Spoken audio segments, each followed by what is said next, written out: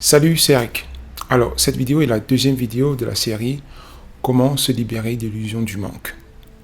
Dans la première vidéo, qui était la vidéo d'introduction, j'ai parlé en fait du premier schéma de conditionnement à l'illusion du manque, qui est celui-là de constamment jouer un rôle qui ne reflète pas ce que nous sommes. Et le fait de jouer ce rôle fait en sorte que on ne parvient jamais à exprimer le meilleur de soi. On ne parvient jamais à être spontané et à utiliser son potentiel pour créer la réalité que l'on veut. On est influencé par les gens, par les événements extérieurs, et on essaie toujours de garder cette image de soi afin justement d'être accepté par les autres, afin d'être une personne normale, une personne bien vue par les autres. Et à la fin de la vidéo, je vous ai dit en fait que dans la prochaine vidéo, on va parler du schéma de la valorisation de soi. Valorisation de soi, pourquoi ? Parce que justement, l'illusion du manque est créée par cette croyance fondamentale que l'on n'est pas assez bien. Pour briser cette croyance, il faut non seulement prendre conscience de comment est-ce qu'elle impacte notre vie au quotidien, en nous faisant toujours voir les gens sur un certain piédestal, mais surtout il faut commencer à prendre du temps chaque jour pour essayer de comprendre quelle est notre valeur intrinsèque, de comprendre et de réaliser dans son corps, dans son esprit, notre valeur intrinsèque. Et justement, dans cette vidéo, je vais partager avec vous 2 clés pour pouvoir retrouver votre valeur. Tel qu'indiqué par le titre de la vidéo, nous allons parler de l'estime de soi. Qu'est-ce que c'est que l'estime de soi ?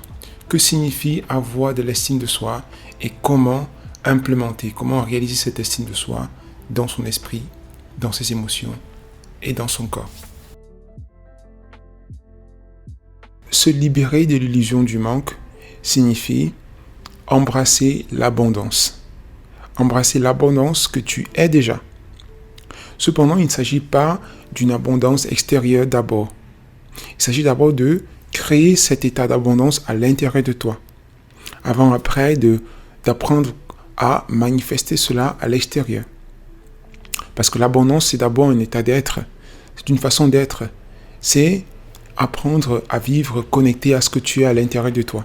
Maintenant, la façon la plus rapide pour créer l'état d'abondance à l'intérieur de toi, c'est de cultiver ton estime de soi. Cultiver l'estime de soi qui est opposée à vivre à travers l'image de soi.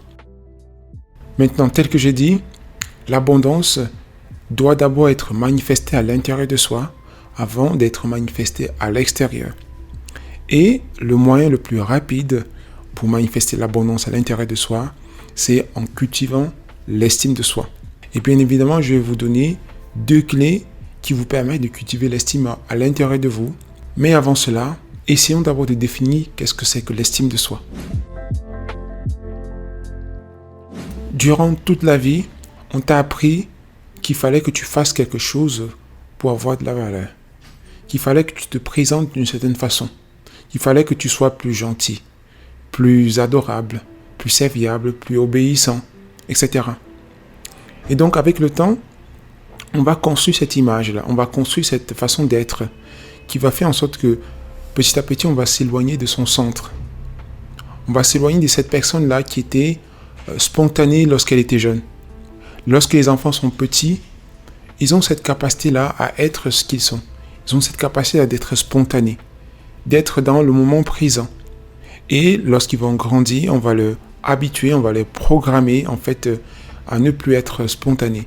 Comment ? À travers le jugement. On va leur enseigner que c'est pas bien de faire ceci, c'est pas bien de se comporter comme ça. Et avec le temps, ils vont perdre cette confiance-là à l'être intérieur. Ils vont perdre cette connexion avec cette façon d'être spontanée et naturelle qu'ils avaient lorsqu'ils étaient tout petits. Et donc, cultiver l'estime de soi signifie comprendre déjà que vous n'avez absolument rien à faire pour avoir de la valeur. C'est comprendre que le sentiment de valeur et la liberté sont des choses que vous avez par droit de naissance. Vous n'avez absolument rien à faire pour avoir de la valeur. Parce que votre valeur est intrinsèque, incommensurable. Donc, développer l'estime de soi signifie apprendre à s'ouvrir à l'intérieur, à ce que vous êtes. Commencez déjà à laisser tomber, à lâcher prise sur cette définition positive que vous essayez d'avoir, de créer de temps à autre, juste pour impressionner, pour être accepté, pour être validé. Et de la même manière, commencez à avoir un regard critique sur toutes ces définitions négatives que vous avez de vous. Certaines personnes vont penser, je suis nul, je suis paresseux, je suis cela, etc. Mais si vous y pensez, toutes les définitions négatives que nous avons de nous relèvent d'une tentative de vouloir plaire aux autres.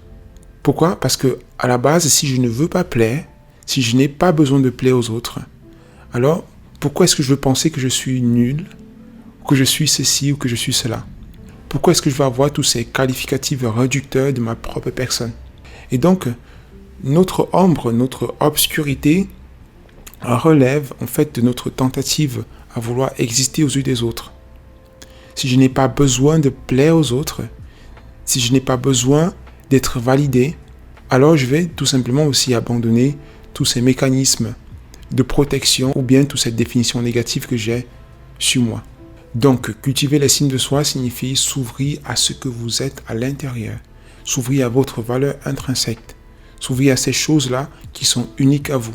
Et il est aussi clair que lorsque vous vous ouvrez à ce que vous êtes, lorsque vous osez explorer ces facettes de vous que vous n'exprimez plus, ces facettes de vous auxquelles vous n'avez plus confiance, alors il est évident que vous allez aussi apprendre à vous ouvrir à l'extérieur, apprendre à vous sentir plus digne des bonnes choses que la vie a offert, apprendre à explorer le potentiel, les possibilités infinies que la vie a offert. Donc l'estime, c'est d'abord à l'intérieur de soi, mais ça se reflète aussi à l'extérieur de soi, par votre ouverture d'esprit, cette envie, cette propension à vouloir vivre la vie, à vouloir se laisser aller, à ne plus se renfermer à l'intérieur de soi. Et justement, cultiver l'esprit de soi signifie que vous allez petit à petit vous désidentifier à l'image de vous pour commencer à faire confiance de plus en plus à l'être intérieur que vous êtes et à comprendre que, en fait, vous n'avez rien à changer, vous n'avez rien à inventer, vous n'avez absolument rien à créer à l'extérieur pour ressentir votre sentiment de valeur. Parce que votre valeur, elle est intrinsèque, votre valeur, elle est innée, elle est inchangeable. Avoir l'estime de soi, c'est comprendre cela et commencer à vivre de l'intérieur vers l'extérieur. Maintenant, tel que j'ai dit tout à l'heure, je vais vous donner 2 clés pour pouvoir cultiver l'estime de vous au quotidien. Il s'agit tout simplement de la gratitude et l'appréciation. Je te promets que si tu appliques ces 2 clés, de la gratitude et de l'appréciation pendant 30 jours, tu es capable de changer ta vibration dominante et d'attirer de nouveaux événements, de nouvelles personnes, de nouvelles situations positives et agréables dans ta vie. Alors, on va tout d'abord parler de l'appréciation. Que signifie appréciation ? Alors, tel que j'ai dit tout à l'heure, lorsque je travaille l'estime de moi, j'apprends en fait à m'ouvrir de l'intérieur. J'apprends en fait à refaire confiance à la personne que je suis, à l'être que je suis, à cette partie de moi que j'ai refoulée, que j'ai repoussée pour pouvoir plaire au monde extérieur. Et l'appréciation signifie ici là que non seulement je vais éviter de créer de nouvelles définitions positives. Je n'ai pas besoin de penser que je suis une personne éduquée ou bien je suis une personne charmante, belle, etc. Ce sont juste là des définitions superficielles de ce que tu es. Travailler l'appréciation de soi signifie que tu vas par exemple prendre du temps, disons de 30 à 1 heure de temps chaque jour, pendant 30 jours. Et pendant ce temps, tu vas essayer de comprendre quelles sont tes qualités fondamentales.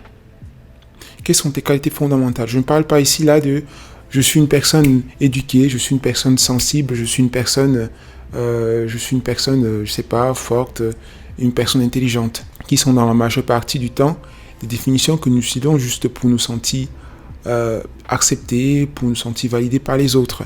Je parle ici là des qualités fondamentales. Pendant trop de temps, tu as essayé de vendre une image de toi, une image agréable, une image d'une personne respectueuse, d'une personne qui mérite d'être aimée, d'une personne qui mérite d'être valorisée. Ce que je te demande, c'est de lâcher prise sur cette tendance et de te concentrer maintenant, pendant ce laps de temps, sur ce que tu ressens profondément. Dans la première partie de cet exercice, tu vas d'abord calmer ton mental en écoutant tes pensées, en laissant tes pensées défiler, un peu comme dans une méditation. Et ensuite, il faut que tu ressentes au très fond de toi. Tu ressentes ces qualités-là qui sont uniques à toi. Qu'est-ce qui te définit? Qu'est-ce qui te qualifie? Qu'est-ce qui crée ta valeur de l'intérieur? Mais qui est cette personne-là que tu es? Il faut que tu ressentes et que tu reconnaisses, que tu te reconnaisses à travers ton ressenti. Peut-être tu es une personne qui est calme. Peut-être tu es une personne qui est patiente. Peut-être tu es une personne qui est joyeuse, naturellement. Donc, l'appréciation signifie ici que tu vas apprendre à te reconnaître, te valider, à te donner le sentiment de valeur que tu recherches dans l'extérieur, à percevoir ta valeur, à percevoir ce qui fait de toi ce que tu es. Tu vas utiliser ce moment pour laisser partir toutes ces idées, laisser toute cette lutte extérieure pour l'importance, pour la valeur, et prendre ce temps, ce moment juste pour toi, et rester là, à ressentir. Oui, voici ce que je suis, et à créer cette connexion avec ce que tu es. Tu fais cela pendant 30 jours. Maintenant, la deuxième clé pour cultiver l'estime de soi, c'est la gratitude. Alors, pourquoi la gratitude? La vérité, c'est que lorsqu'on vit dans son mental, lorsqu'on vit par l'identification à l'ego, on est sans cesse en train de se sentir incomplet. On est sans cesse en train d'éprouver cette sensation de manque. On est sans cesse en train de penser qu'il y a quelque chose qui ne va pas avec soi. On est sans cesse en train de se focaliser sur ce qui manque dans notre vie. Pratiquer la gratitude, c'est justement quelque chose qui va à l'encontre de l'ego, à l'encontre du mécanisme de fonctionnement de l'ego. Pratiquer la gratitude consiste à reconnaître le bien fondé des événements, des situations, des circonstances et des personnes qui sont dans votre vie. Il s'agit de reconnaître déjà les bonnes choses que vous avez dans votre vie. Ça pourrait être le simple fait de vivre sous un toit. Ça pourrait être le simple fait d'avoir de l'eau à boire. Ça pourrait être le simple fait d'avoir des amis. Apprendre à reconnaître des bonnes choses que nous avons dans notre vie est fondamental. Cependant, il ne s'agit pas simplement de reconnaître les choses agréables qui nous arrivent, mais aussi de pouvoir tirer le meilleur des choses désagréables qui nous arrivent. Je prends un exemple. Vous avez une discussion avec une personne. Au lieu de vous lamenter, pourquoi cette personne m'agace tout le temps? Pourquoi est-ce qu'elle est constamment en train de me chercher des problèmes? Au lieu de vous apitoyer sur votre sort, vous allez plutôt essayer de comprendre. Comment est-ce que cela est arrivé? Qu'est-ce que cela m'enseigne? Qu'est-ce que je dois comprendre sur moi? Qu'est-ce que je dois comprendre sur l'autre? Parce qu'il est clair que rien ne peut t'arriver sans que tu ne l'aies attiré dans ta vie. Et donc, apprendre à avoir de la gratitude, c'est apprendre à reconnaître le bien fondé de tout ce qui constitue notre vie, du contenu de notre vie, de tout ce qui arrive, soit des bonnes choses que des mauvaises choses. Et à ce propos, ce que je te conseille de faire, c'est de te procurer un journal dans lequel tu vas enregistrer chaque jour toutes les bonnes choses qui t'arrivent et aussi ce que tu as appris des choses et des événements qui te sont arrivés. C'est comme ça que tu pratiques la gratitude et que tu te donnes l'opportunité d'être connecté à ce que tu es à l'intérieur et d'être moins dépendant, d'être moins identifié à l'image de toi, à l'ego. Voilà, c'était tout ce que j'avais à partager avec vous dans cette vidéo où j'ai parlé de l'illusion du manque et de comment s'en libérer. Nous avons vu le premier schéma de conditionnement à l'illusion du manque, c'est-à-dire cette propension de vivre à travers l'image de soi. Cette propension-là à ne jamais se sentir à la hauteur, à ne jamais se sentir assez bien, à penser qu'il y a quelque chose qui ne va pas avec soi. Je vous ai expliqué pourquoi est-ce que nous sentons comme cela et j'ai partagé avec vous 2 clés pour pouvoir cultiver à l'intérieur de vous l'estime de soi. L'estime de soi qui est la qualité fondamentale qui vous permet de vivre dans un état d'abondance et de comprendre que vous n'avez besoin de faire absolument rien pour avoir de la valeur. Vous n'avez besoin d'absolument rien parce que votre valeur est intrinsèque et ne dépend d'absolument rien d'extérieur. La vérité est que si on ne se sent pas capable de faire les choses que l'on veut dans sa vie, si on ne se sent pas capable de réaliser des choses qui sont importantes pour nous, c'est parce qu'au fond d'abord, on ne se sent pas assez bien. Et si on ne se sent pas assez bien, c'est parce qu'on pense que sa valeur provient de l'extérieur. Et donc, se libérer de cette illusion est fondamental.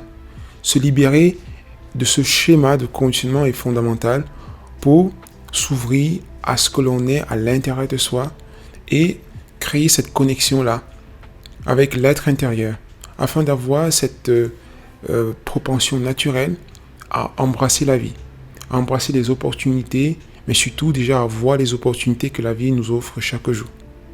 À redevenir de nouveau comme cet enfant-là qui est émerveillé par la vie, qui voit le bien partout, qui est émerveillé par les gens, par les situations et qui crée sa réalité intentionnellement. J'espère que vous avez aimé. Si c'était le cas, mettez-moi un pouce bleu. Abonnez-vous si ce n'est pas déjà fait. Et on se voit dans quelques jours pour le deuxième volet de la série de vidéos sur l'illusion du manque. Et jusque-là, on se dit salut.